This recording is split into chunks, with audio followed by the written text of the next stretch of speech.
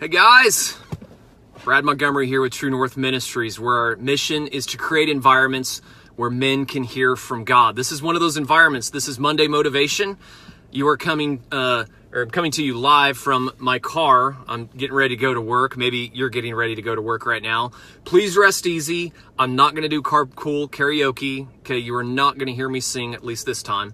But thank you for tuning in. This is one of these environments that we put together for True North Ministries as a way just to inspire, just to give you a word from God to get your Monday started right. And I hope this speaks to you. It's spoken to me, and I wanted to lay this on you.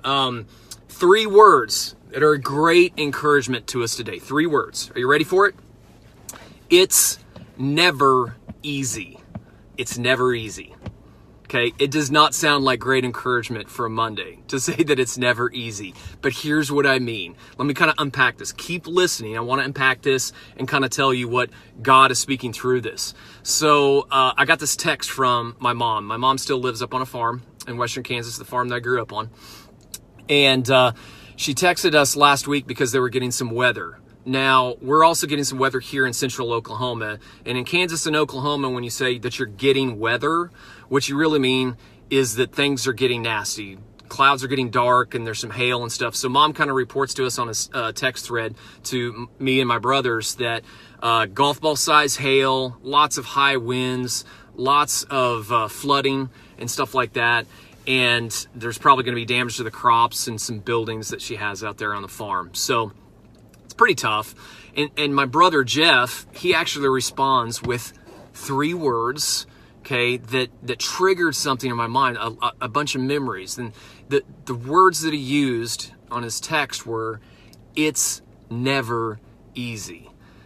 And I remember hearing that a bunch on the farm just growing up, just like, man, it's never easy. Like, it's usually used in the context of just frustration and trying to do a job that should probably take you 5 minutes, and it actually ends up taking you about 5 hours, right? Have you been there? You know what I'm talking about? Like, I heard this a lot growing up because you hear this a lot on the farm. You know, things that just should take you this amount of time ends up taking hours. And I remember hearing that from adults, and we'd say it together as brothers when we were working out there. Just, it's never easy sometimes, is it? It's never easy. Maybe you're like that, okay? Maybe you find yourself getting ready for work and you're saying that to yourself like, man, it's never easy. Maybe it's never easy with your job, like that job that you're heading to. Maybe it's going through your head like, I got to do it again. Here we go again. It's like Groundhog Day, right?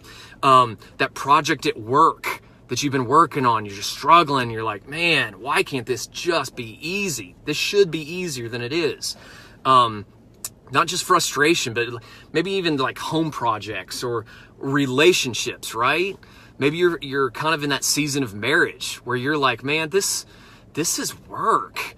Like this is not easy. And you find yourself saying, man, it's never easy. Maybe to escalate it even a little bit, maybe it's you're trying to kick a habit.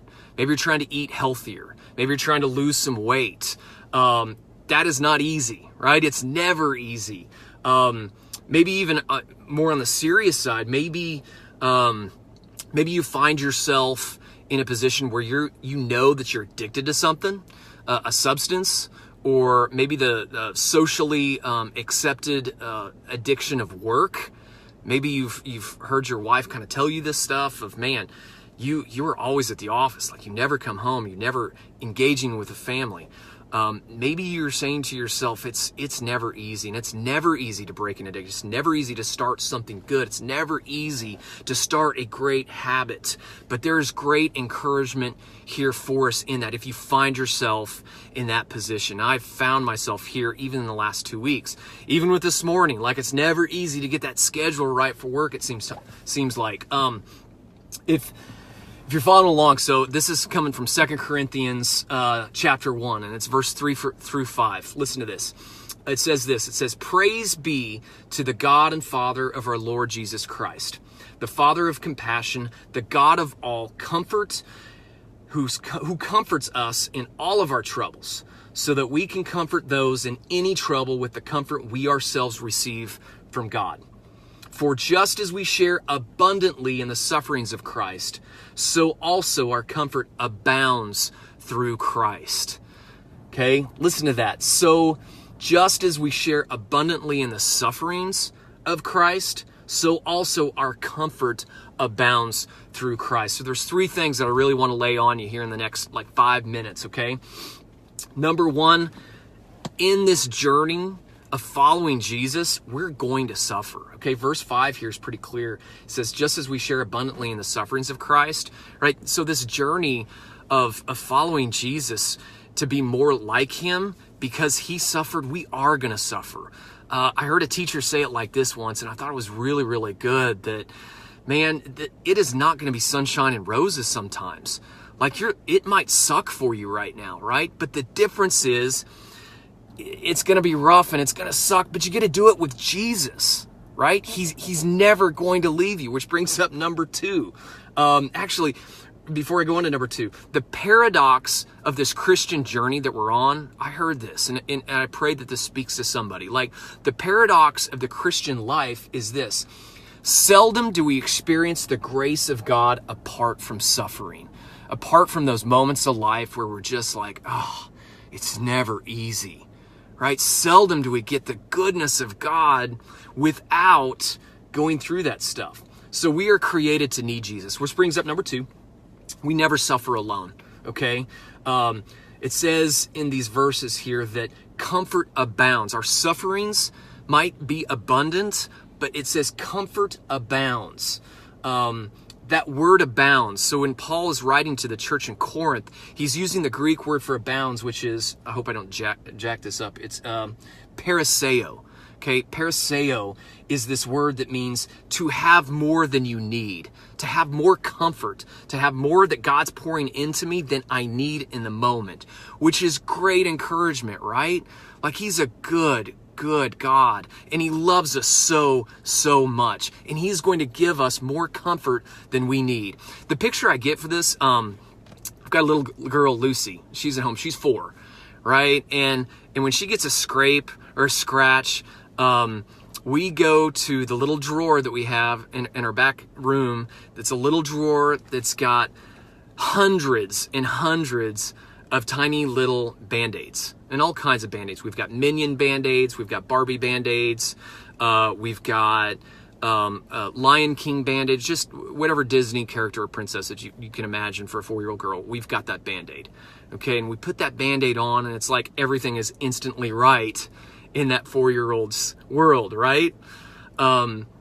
Here's the beautiful thing, and leading to number 3, Lucy, she knows that if daddy or mommy puts that Band-Aid on her, all is going to be right.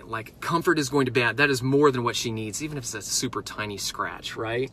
But it brings up to number 3, okay? Your suffering today can comfort someone else tomorrow, right? Your suffering today can comfort someone else tomorrow, okay? Verse 3 says this, he's the God of all comfort, who comforts us in all of our troubles, so that we can comfort those in any trouble with the comfort that we ourselves have received from God. So there's little Lucy, and she's got her Band-Aid on.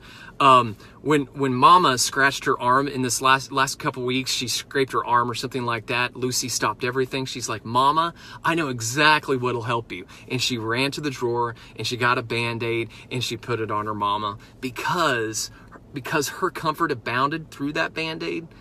She can now go and get that Band-Aid and give it to somebody else. And guys, maybe you're going through some suffering right now. Maybe, just maybe, I don't know. God uses a lot of different stuff in different ways. He's sovereign, and you never know. And I don't want to put this on you if this isn't your reality, your truth right now, but your suffering today can be somebody else's comfort. Because you've gone through that, you know where the Band-Aids are, right? You know the comfort and the peace and the love and the grace that God has given you in that moment, and you in turn can turn around and give that love and grace and peace to them. So maybe you're going through, just maybe, you're going through the crap of life right now, so that you know what it's like, so that you can come alongside a brother and give them some comfort, right?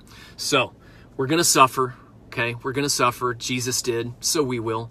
But we'll never do it alone. Number 2, we'll never suffer alone. Our comfort abounds. He gives us more than what we need. And number 3, your suffering today can be someone else's comfort for tomorrow. I hope that was a huge encouragement to me. I pray that that's an encouragement to you as you get ready for your day, as you tackle your week here on this Monday. I want to invite you to a couple of other environments that are coming up. What's up, Mike? How you doing, man? Thanks for jumping on. I want to invite you to Base Camp.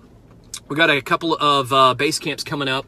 The first one's September 20th. It's coming up in Anadarko, okay, at Oak Ridge Retreat Center. Don't miss that. I'm going to be going to that one, September 20th. We also have October 11th, October 18th, November 3rd. You have 4 dates total this fall to join us at Base Camp.